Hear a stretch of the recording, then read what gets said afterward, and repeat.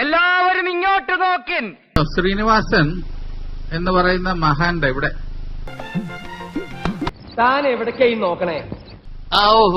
മഹാന്റെ മകനല്ലെങ്കിൽ ഞാൻ ഇന്നിവിടെ ഇരിക്കില്ല. എന്തൊരു ചൊറിച്ചില്. അത് സത്യമാണ്. സത്യമാണ്. അതിൽ കൂടുതൽ സത്യമുണ്ട്.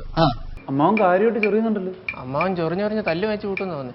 രണ്ടാമത് ഈ ഹിപ്പോക്രൈറ്റ്, റെസിലിയൻസ് ഇങ്ങനെയുള്ള ചില വാക്കുകള് 3 പ്രാവശ്യം എൻട്രൻസ് തോറ്റ ഒരാൾ പറഞ്ഞതുകൊണ്ട് ഓഡിയൻസിനെ കയ്യിലെടുക്കാൻ പറ്റത്തില്ല.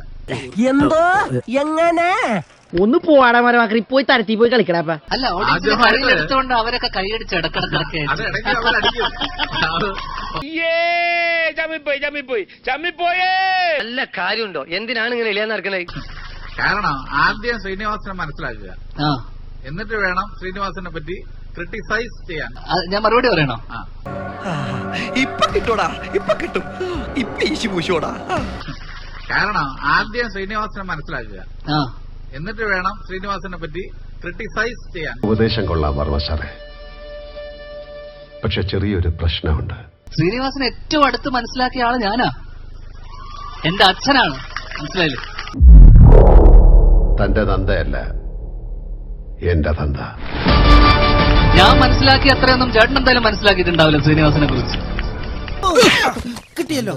വയസ്സുകാലത്ത് ഓരോരുത്തന്മാരുടെ ഓരോ പൂതികളെ എനിക്കതല്ല തലക്കോളം കയറിക്കഴിഞ്ഞ മനുഷ്യന്മാർ ഇങ്ങനെ കാണിച്ചു കൂട്ടും. ഇതൊക്കെ പറഞ്ഞാലും എനിക്കൊരു കാര്യം പറയാം, എനിക്ക് ലോകത്തിൽ ഏറ്റവും സ്നേഹവും ഇഷ്ടമുള്ള മനുഷ്യൻ എന്റെ അച്ഛനാണ്. ഈശ്വര ഭഗവാനെ, അച്ഛന് നല്ലത് മാത്രം വരുത്തണേ. അയാളെ ഞാൻ കോടതി കയറ്റും.